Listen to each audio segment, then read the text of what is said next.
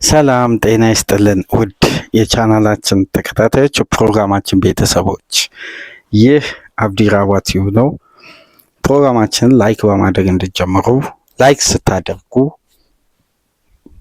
የዚህም ፕሮግራም ተደራሽነት ከፍ ስለምታደርጉ ላይክ እያደረጋችሁ ፕሮግራማችንን እንድታደምጡ፣ አዲስ ከሆናችሁ ደግሞ ሰብስክራይብ በማድረግ ለዚህ ቻናል ቤተሰብ እንድትሆኑና እግር ኳሳዊ ኮንተንቶችን ስንለቅ ወዲያው እንዲደርሳችሁ የደወል ምልክቷን እንድትጫኑ በአክብሮት እየጋበዝን፣ እንዲሁም ይህንን ፕሮግራም ከሀገር ውጭ የምታደምጡ የቻናላችን ተከታታዮች በሱፐር ስቲከር፣ በሱፐር ቻት፣ በሱፐር ታንክስ ድጋፍ እንድታደርጉ በአክብሮት እየጋበዝን በትናንትናው ዕለት እንግዲህ በቻናላችን ጥሪ መሰረት እንግዲህ ጥሪያችንን አክብረው አህመድ መንሱርና ጥበቡ ወንድማችን ላደረጋችሁልን የሱፐር ታንክስ ድጋፍ ከልብ እያመሰገንን በድጋፋችሁ ከኛ ጋር እንደምትቆዩ እርግጠኞች ነን፣ ተስፋ እናደርጋለን። ድጋፋችሁ እንዲቀጥል የአክብሮት ግብዣችን ነው። እንዲሁም ሌሎቻችሁም ተሳትፎ እንድታደርጉ እየጋበዝን እንግዲህ የመጨረሻና ሶስተኛ ክፍል ትኩረታችን የሚሆነው ሁለት ጨዋታ በአንድ ፕሮግራም እንግዲህ እንመለከታለን። ዛሬ ቅዳሜ እንግዲህ የትላልቅ ቡድኖች ጨዋታ ተሟጦ ያልቃል። እሁድ በፉክክር ደረጃ በመላው ዓለም ከፍተኛ ተደራሽነት ያላቸው ክለቦች አይኖሯቸውም። ዛሬ ነው ጨዋታቸው በአብዛኛው የሚጠናቀቀው በጊዜና በእኛ ቻናል እንግዲህ የመጀመሪያ ክፍል ፕሮግራም የሆነው በጊዜ ዛሬ 9 ተኩል የሚደረገው የቪላና የአርሴናል ጨዋታ በቪላ ፓርክ የሚደረገው 9 ተኩል ይደረጋል። ከዛ ጨዋታ በኋላ ይሄ ፕሮግራም ትኩረት የሚያደርጋቸው ሁለት ትላልቅና ጠንካራ ጨዋታዎች ይደረጋሉ። በቫይታሊቲ ስቴዲየም ቼልሲ ከበርንማውዝ ጋር፣ በርንማውዝ ቫይታሊቲ ስቴዲየም፣ ማንቸስተር ሲቲ በኢትሃድ ሰንደርላንድን ያስተናግዳል።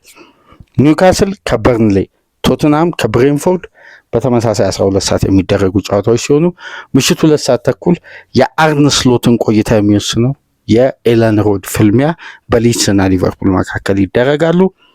በስፔን ላሊጋ ሪያል ቤቲስ እና ባርሳ የሚያደርጉት ጨዋታ ይጠበቃል። በተመሳሳይ እዛው ወደ ሳን ሰባስቲያን ደግሞ አትሌቲክ ቢልባኦ አትሌቲኮ ማድሪድን የሚያስተናግድ ይሆናል። በጀርመን ቡንደስሊጋም ጠንካራ ጨዋታ አለ። ስቱትጋርት ከባየር ሙኒክ፣ አርቢ ሌፕዚግ ከኢንትራ ፍራንክፈርት፣ ኦግስበርግ ከባየር ሌቨርኩዘን። ሶስቱም ጨዋታዎች በነገራችን ላይ በጣም ጠንካራና ወሳኝ ጨዋታዎች ናቸው። በጣሊያን ሴሪያ ኢንተር ሚላን ከኮሞ የሴስ ፋብሪጋዝ ኮሞ እንግዲህ ወደ ክሪስቲያን ቺቮ ኢንተር ሚላን ይጓዛል ማለት ነው። ይህም ጨዋታ እንግዲህ ዛሬ ከሚደረጉ ተጠባቂ የቅዳሜ ፊክስቸሮች መካከል አንዱ ነው። በሊጋ እንግዲህ መሪነቱ የተነጠቀው ፔዤ ከኦሬንስ ጋር የሚጫወት ይሆናል። ይሄ የቅዳሜ ወሳኝና የትላልቅ ክለቦች ፊክስቸር ከእንግሊዝ ፕሪሚየር ሊግ ጋር የተያያዙትን እንግዲህ በአጭሩ ለመረጃ ያክል ላጋራችሁ ብዬ ነው። እስቲ መጀመሪያ ቫይታሊቲ ስቴዲየም እንግባና ቼልሲና በርንማውዝን ነካክተን ሲቲና ሰንደርላንድን በተመሳሳይ ተወያይተንበት ይህን ፕሮግራም የምናጠናቅቅ ይሆናል። ግን ኢንዞ ማሬስካና ወጣት በፍላጎት የተሞላ ጠንካራ ታጋይ ሜንታሊ ስትሮንግ እንደሆነ በአርሴናል ጨዋታ ያሳየ ፍላጎት፣ ተነሳሽነት በርካታ ጉዳዮችን አየን። ኤለን ሮድ ላይ ግን በአንዴ እነዛ ሁሉ ስፕሪት እንዴት ብትን ሊል ይችላል? ያውም 19ኛ ደረጃ ላይ ካለ ክለብ ጋር፣ ይቅርታ 17ኛ ደረጃ ላይ። ግራማ ያጋባ ነው ማለት ውጤት አንዳንዴ የቡድን ግንባታ ላይገልጽ ይችላል አንዳንድ ውጤቶች። ምክንያቱም ቼልሲ ከ6 ጨዋታ 5ቱን ሲያሸንፍ በሶስት ተከታታይ አዌ ጨዋታ ክሊንሺት ሲጠብቅ አንድ ኮንሲስተንሲ ከሌለ በተወሰነ ጉዳይ ላይ ብቻ ተንተርሶ እነዚህ ጉዳዮች ተፈጻሚ ሊሆኑ አይችሉም። ቡድን የሚለው ግንባታ የሚለው ጉዳይ ሴንስ አለው፣ ግን ማስቀጠል የሚለው ጉዳይ ላይ ደግሞ ትንሽ ሂደት ይፈልጋል። አሁን የኤንዞ ማሬስካ ቼልሲ ያለውን አቅም፣ ያለውን ፍላጎት፣ ያለውን ሳይኮሎጂ አሟጦ ለንደን ደርቢ ላይ ተጠቅመዋል ወይስ የተጠቀመው ሃይ ኢንቴንሲቲ ፉትቦል በጎደሎ መጫወቱ ቡድኑን ለቀጣይ ጨዋታ አንደኛ በጣም ጠባብ ሪከቨሪ ጊዜ መኖሩ፣ ሁለተኛ ያለው ዴብስ ከምርጥ 11ዱ ጋር ባላንስ የማድረግ ጉዳይ። አሁን የቼልሲ ፕሮጀክት እኮ ለእግር ኳሱ ቤተሰብ የሚያስቀናው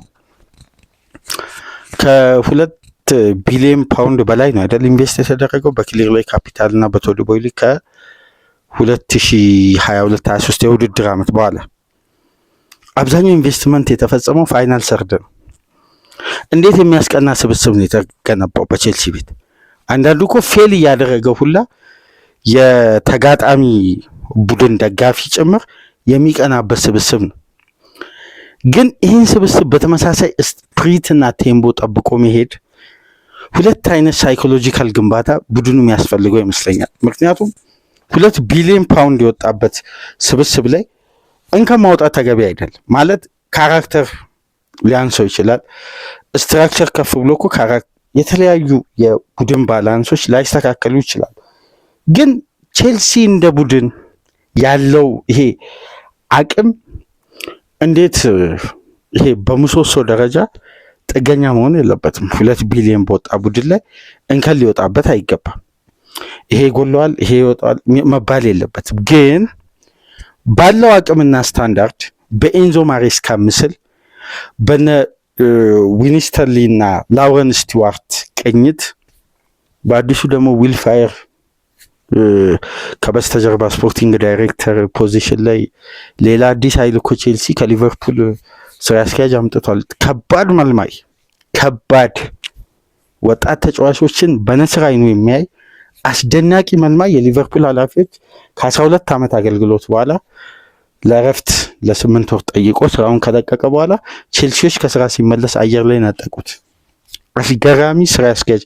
አንድ ፕሮግራም እንሰራለን ጊዜ ስናገኝ በቼልሲና ዊልፋየር ቅጥር ዙሪያ ስላለው አዳዲስ የምልመላ ስትራቴጂዎችና ላውረን ስቲዋርትንና ፖል ዊኒስተርሊ የሚረዳበት መንገድ ቼልሲ ምን ያክል በሳል አስተዳደር እየቀጠረ እንደሆነ። በነገራችን ላይ ቡድን ሲገነባ ተጫዋች ማምጣት ተጫዋች መግዛት አይደለም።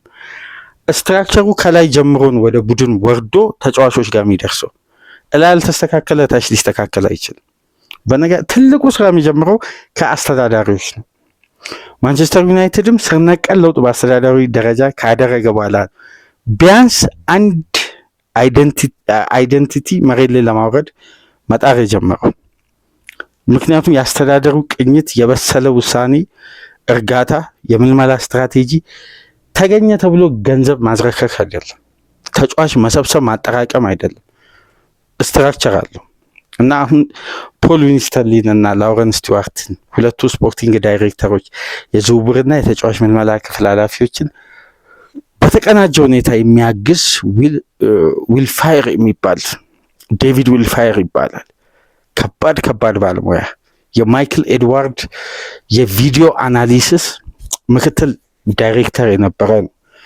አስደናቂ መልማይ ነው። ስለዚህ ግለሰብ ብዙ የማውቃቸው ፋይሎች አሉ፣ ብዙ የማውቃቸው ጉዳዮች አሉና አንድ ቀን ሰብሰብ አድርገን ከማደራችን አውጥተን ሰፋ አድርገን እንወያይበታለን እና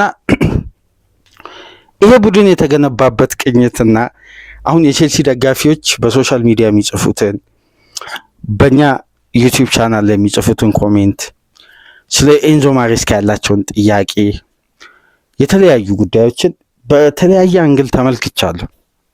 ለምሳሌ የዛሬው ተጋጣሚ በርንማውዝ ካለፉት 5 ጨዋታ በ4ቱ ተሸንፏል። ግን በርንማውዝ ሁሌ የቶፕ 6 ክለብ ሲያገኝ እንደ ተርኒንግ ፖይንት ይጠቀማል። ታስታውሳላችሁ አምና አርሴናልን ካሸነፈ በኋላ የአንዶኒ ራዮላ ቡድን 11 ተከታታይ ጨዋታ አልተሸነፈ። ዘንድሮ አንፊልድ ላይ ተሸነፈ፣ 9 ተከታታይ ጨዋታ አልተሸነፈ። ትላልቅ ቡድኖችን እንደ ተርኒንግ ፖይንት ይጠቀማል። ለምን መሰላችሁ? ሳይኮሎጂካል ቢልድ ለማድረግ ማለት ነው። ይሄ የአእምሯዊ ጥንካሬን ለማስቀጠል። ተጋጣሚ ቼልሲስ በሳይኮሎጂ ደረጃ እኮ በጎዶሎ 3 ነጥብ ይገባዋል ሲባል የዚህ ቡድን ቴምቦ በበለጠ መጋል እያለበት መነቃቃት እያለበት ደማቸው ሞቆ ፍላጎታቸው እንግዲህ ወጣት ስብስብ ውስጥ ያለ ፍላጎት የትም ላይኖር ይችላል። ምክንያቱም ስኬቶችን አላየም። ለስኬት ትልቅ ፍላጎትና ተነሳሽነት አለው። ምክንያቱም የአንድ ፕሮፌሽናል እግር ኳስ ትልቁ ስኬት በክለብ ደረጃ ዋንጫዎችን ማሳካት ነው። ከዛ ለሀገሩ መሞት ነው። እንደነዚህ አይነት ስሜቶች ባሉትና በከፍተኛ ፍላጎትና ቴክኒክ የተገነባ ቡድን እንዴት ከትልቅ የደርቢ ከድል በላይ ስለተደነቀው የደርቢ ፐርፎርማንስ በአንዴ ኤለን ሮድ ላይ መሸነፍ ሳይኮሎጂካሊ ቡድኑን ባላንስ የማድረግ ጉዳይ ነው። እንዴት ኤንዞ ማሬስካ ይሄ ቅኝት ሊጠፋቸው ቻለ? የግል ግምቴ እዚህ ጋር አስቀምጣለሁ። የተለያየ እውነታዎችን ደግሞ እናነሳለን። ግን ኤንዞ ማሬስካ ቡድን ውስጥ የኪሊርሌ ካፒታልና የቶዲ ቦይሊ ፕሮጀክትን ሁሌ እንመለከታለን። ኤንዞ ማሬስካ መጀመሪያ የስራ ዘመናቸውን አብዛኛው ጊዜ ቆይታ ያደረጉት በምን ዘርፍ ነው የሚለውን ጉዳይ እስቲ ወደኋላ መለስ ብላችሁ ተመልከቱ። ኤሊት ፉትቦል ዴቨሎፕመንት ዳይሬክተር ነበሩ በማንቸስተር ሲቲ። ፎደን፣ ፓልመር፣ ላቪያ፣ ቶሲን አድረባዮ፣ ጂሚ ጊተንስ፣ ጄደን ሳንቾ፣ ሌም ዴላፕ፣ ሌሎችን እናንተ የምታስታውሷቸውን ጻፏቸው። እነዚህ ሁሉ ያደጉት በኤንዞ ማሬስካ ውስጥ ነው። የት ነው የሚገኙት? አብዛኛው ተጫዋች አሁን 70-80% ቼልሲ ቤት። ለምን? የእነዚህን ተጫዋቾችን እድገት መጠበቅ በራሱ ሜንታሊ ወጣቶችን የማዘጋጀት ብቃት ነው። ስለዚህ የቼልሲ የፕሮጀክት የብሉኮም ፕሮጀክት ምንድን ነው? ወጣቶችን ከፍ ወዳለ ደረጃ ማብቃት፣ በቡድን ስኬት፣ ከዛም በኋላ በቢዝነስ ሞዴል ደግሞ ገቢ ማግኘት ነው። ሁለቱም በጋራ ለማስኬድ ደግሞ የቡድኑ አይደንቲካል ምስል መቀረጽ አለበት ተባለ። ያ መሰረት የነበረው የቼልሲ አይደንቲቲ ፈርሶ በአዲስ ምስል ነው የተገነባው። ስለዚህ እዚህ ውስጥ የምናገኛቸው ውጣ ውረዶች ሁሉ ቡድኑ እያሳለፈና ከጊዜ ወደ ጊዜ በቡድን ግንባታ ውስጥ የሚያሳየው መሻሻል ውስጥ ከሚያጋጥመው ፈተና መካከል አንዱ ይሄ ነው እንጂ ኤንዞ ማሬስካ እንደ አሰልጣኝ በአንድ ጨዋታ ፐርፎርማንስ ብቻ መለካት የለባቸውም። ግን የዛሬው ፈተና ከባድ የሚያደርገው ሁለቱም ባውንስ ባክ ለማድረግ ቦርንማውዝም በተመሳሳይ ቼልሲ ከሽንፈት ነው የሚመጡት። አንዶኒ ራኦላ እንደነገርኳቸው የቶፕ 6 ክለብ እንደ ተርኒንግ ፖይንት ይጠቀማሉ። ኤንዞ ማሬስካ ደግሞ የዛሬውን ጨዋታ ሪሽ ጀምስም ወደ ምርጥ 11 ስለሚመለስ በአንገብጋቢ ሁኔታ ይፈልጉታል። ስለዚህ የሁለቱ ቡድኖች ፍጥጫ አምና ታስታውሳላችሁ፣ በፕሪሚየር ሊጉ ሪካርድ ነው አይደል የተመዘገበው። ወደ 14 ቢጫ ካርድ የተመዘገበበት ጨዋታ፣ የፋውል መጠን ወደ 38 39 ጊዜ ጨዋታ የቆመበት፣ መጨረሻ ላይ በክሪስቶፈር እንኩንኩ ብቸኛ ግብ ቼልሲ ያሸነፈበት 89 ደቂቃ። ቼልሲ እንደዛ ጨዋታ ተቀጥቅጦ በኤንዞ ማሬስካ ውስጥ የሚያውቅ አይመስለኝም። ከፍተኛ ፍጹም የበላይነት ተወስዶበት ነበር።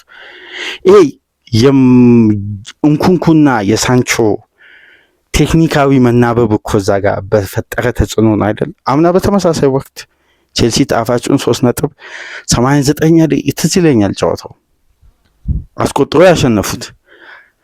አሁን የአንዶኒ ራኦላ ያለበት የቡድን ሳይኮሎጂ አለ፣ በጠንካራ አጀማመር። አንዶኒ ራኦላ ቡድን እኮ ያለፉትን 17 ጨዋታ ካለፉት 5 ጨዋታ በፊት በነበሩ 17 ጨዋታ እንኳን 4 ጨዋታ አልተሸነፉ። በጣም ሞስት ፍሉድ እና ሞቢሊቲ ያለው ቡድን ነው። ስለዚህ ይሄ ቡድን በሳይኮሎጂ ደረጃ ለመነሳት አንድ አግሬሲቭ የሆነ ውጤት ይፈልጋል። ቼልሲ ዛሬ ይሄ ሪስክ ካላቸው አጫዋቾች ይልቅ ሞር ጥንቃቄና ኮምፓክት መሆን የሚያስፈልገው የባላንስ ኦፍ ዘ ጌም ጨዋታ ይሄ ተበልጦ 3 ነጥብ መውሰድ እና በዚህ ቅኝት ውስጥ ቼልሲ መሄድ ያለበት ይመስለኛል። ምክንያቱም ባክ ቱ ባክ መሸነፍ በአንዴ በዋንጫ ፉክክሩ ላይ ትልቅ ራዕይ፣ ትልቅ ተስፋ ለደጋፊው ሰጥቶ መንጠቅ የቡድን ስፕሪት ይበጠብጣል። የቡድኑ ውጤት ያናጋል። አሰልጣኙ በተያዘላቸው ፕሮጀክት ላይ ጥያቄ እንዲነሳ ያደርጋል። የተጫዋቾችን ፍላጎት ይገላል። ወጣት ተጫዋቾች ናቸው። ኤክስፒሪየንስ ያለው ተጫዋች ሳይኮሎጂካሊ ጫናን የመቋቋም ጥንካሬ አለ። ወጣት ተጫዋቾች ገና ተቃውሞ ሲነሳ ብቃት ነው የሚንሸራተተው። ስለዚህ ማሬስካ ይህን ጉዳይ ሴትን ለማድረግ ሪስክ መቀነስ አለባቸው። ማሬስካ ልክ ተመሳሳይ አይነት ኢነርጂ፣ ያን ሁሉ ቴምቦ፣ ያን ሁሉ ፍጥነት አንድ ተጫዋች እንደ ሁለት ተጫዋች ፖዚሽን እየሸፈነ የተጫወተበትን ያ ሩቲንን ትተውት ይሄ ኤክስፔክቴሽኑ ከፍ ብሎ ነገር ግን ፐርፎርማንሱ በዛ ግለት ደረጃ ያልነበረውን ቼልሲን ተመለከትን ከሊድስ ጋር። ለዛ እኮ ነው ጥቃቅን ከአንድ ትላልቅ ፕሮፌሽናል ተጫዋቾች የማይጠበቁ መዘናጋቶች፣ ድካም፣ መዛል፣ ይሄ ፋቲግ የሚባለው ይሄ ከባድ ነው፣ ለሪከቨርም አይመችም። ስለዚህ የዛሬው ጨዋታ ለኤንዞ ማሬስካ ትንሽ ፈታኝ፣ በጥንቃቄ የሚታለፍ ሪስክ መቀነስ ዋነኛ መሳሪያቸው ሊሆን ይችላል። በርንማውዝ ቀላል ቡድን ስላልሆነ እስቲ ጨዋታውን ተመልክተን ደግሞ ነገ በድረ ጨዋታ ምንመጣ ይሆናል። ወደ ሌላኛውና የፔፕ ጋርዲዮላ ያልተረጋጋው ያልሰከኑ የተከላካይ ክፍል ዳግም ሊፈተን በጠንካራው የመከላከል ስትራክቸር የሚመጣው የሊብሪስ ሰንደርላንድን ነው ዛሬ የሚገጥመው። በነገራችን ላይ ይህ ጨዋታ በወቅታ የተገመተበት በተለያዩ ትላልቅ የእግር ኳስ ተመልካቾች የተገመተበት መንገድ እኔ በተወሰነ መልኩ አላሳመነኝም። በጣም ሲቲ ላይ ኦቨር ኮንፊደንስ ጨምሯል። ፔፕ እንኳን ኮንፊደንስ አልሰጠውም። የትናንቱን ጋዜጣዊ መግለጫ የሲቲ ደጋፊዎች ይህን ፕሮግራም የምታደምጡ ከተከታተላችሁ ፔፕ በጣም ስሜታዊነትና ይሄ ከዚህ በፊት ጉዳዮችን ረጋ ብሎ እያሳሳቀ ወይም በብስጭት ውስጥ በአጭር መልስ የሚያልፈው አሰልጣኝ በጣም ዲፕሊ ገብቶ አንዳንድ ነገሮችን ለማስረዳት እየሞከረ ነው። ፔፕ በጣም ኢሞሽናል እየሆነ ነው። አንደኛ ፔፕ ላይ እንዲህ አይነት ስሜት የምንመለከተው በቡድኑ በኩል ደስተኛ ሳይሆን ሲቀር ነው። ለምሳሌ የፔፕ ጋርዲዮላ ማንቸስተር ሲቲን እኮ በሁለት ጨዋታ 6 ግብ ሲያስተናግድ አላየ ነው። በተለይ ሞር በዋንጫ ፉክክሩ ላይ ያለ 8 አስቆጥሮ 6 ተቆጥሮበታል። በአማካይ 2 ግብ አስቆጠረ። እሺ 1-1 ለባዶ ነው ያሸነፈው ማለት ነው። ሊስንም ፉላምንም ደረጃቸውን፣ ብቃታቸውን፣ ኳሊቲያቸውን፣ ስታንዳርዳቸውን ካየን ደግሞ በሲቲ ደረጃ እንዴት 6 ግብ በድምሩ እነዚህ ሁለት ክለቦች ሊያስቆጥሩ ይችላሉ? ትልቁ ጥያቄ ስቴቫን ሊብሪስ ሊብሪስ የሰንደርላንዱ አሰልጣኝ ግን አንዳንድ ያላስተዋልናቸውን ትላልቅ ጥንካሬዎችን እያየን ነው። አቤና ሆማችን በተለይ ከቶፕ 6 ጋር ያላቸው ሪከርድ የሚያስደንቅ ነው። ከሊቨርፑል ጋቻ፣ ከማንቸስተር ከአርሴናል ጋቻ፣ ከቼልሲ ጋር በነበረው ጨዋታ ስታንፎርድ ብሪጅ ላይ ቼልሲን ያሸነፉ የሚያስገርም ውጤት ነው። ቶትናምን፣ ብሬንፎርድን በጣም ፈታኝ ቡድኖች ማሸነፍ እየቻሉ ነው። በዩናይትድ መሸነፋቸው ግርምት እየፈጠረ ነው። ይሄ የሎ ብሎክ ቡድን ፕሪሚየር ሊግ ውስጥ አዲስ ባህሪ ይዞ መጥቷል። ዛሬ ሊብሪስ እድለኛ የሆኑበትን አንድ ጉዳይ ላንሳላችሁ። ሰንደርላንድ 7 ተጫዋች በፕሪሚየር ሊጉ ብቸኛ ክለብ ለአፍሪካ ካፕ ኦፍ ኔሽን ተጫዋቾችን ያጣል። 7 ተጫዋቾች። አሰልጣኙ ከፍተኛ ውጥረት ውስጥና ጫና ውስጥ እንደሚገቡ ያውቁታል። ግን ከትልቁ የመጨረሻው ፈተና በፊት እነዚህን 7 ተጫዋቾች ዛሬ ኢትሃድ ላይ ይዞ ይሄዳሉ። ሲቲ ከዚህ ጨዋታ በቀላሉ 3 ነጥብ ያገኛል ተብሎ በእኔ በኩል ግን አይጠበቅም። ለሲቲ የሚያሰጋ ጨዋታ፣ በጣም ዲፌንሲቭ በዚህ ደረጃ ተከፍቶ ሲቲ በሁለት ጨዋታ 6 ግብ እያስተናገደ 8 ግብ ባያስቆጠር እኮ ሲቲ የመሸነፍ እድሉ ሰፊ ነው። 8 የማስቆጠር አቅሙን ደግሞ ካየን ሲቲ 2 ግብ ቢያስቆጠር ተጋጣሚ ቢያስቆጠር ሲቲ 5 የማስቆጠር አቅም አለው።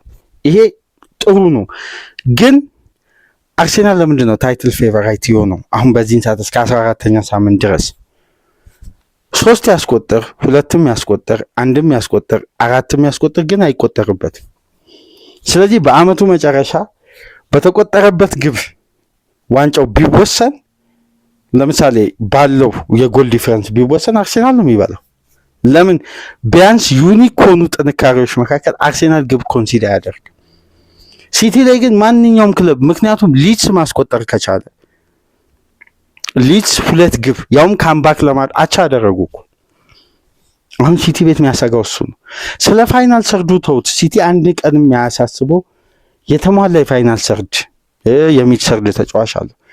ዲፌንሲቭሊ ግን ከ6 ቁጥር እስከ ባክ ፎሩ ድረስ ፔፕ ጋርዲዮላ ባላንስ ኦፍ ዘ ጌም ላይ ከፍተኛ መናጋት ተፈጥሯል። እና አንድ ያስገረመኝ መረጃ ስለ ሮድሪ ሲጠይቋቸው እንግዲህ ፔፕ እንግዲህ ሰሞኑን ከፍተኛ ብስጭት ውስጥ ነው ያሉት። በድል ላይ ቢሆኑም በቡድኑ የመከላከል ስትራክቸር እና ጌሙን ኮንትሮል የማድረግ አቅም ላይ ከፍተኛ እንትን ውስጥ ገብተዋል፣ ስሜታዊነት ውስጥ ገብተዋል እና ደስተኛ አይደለም ፔፕ።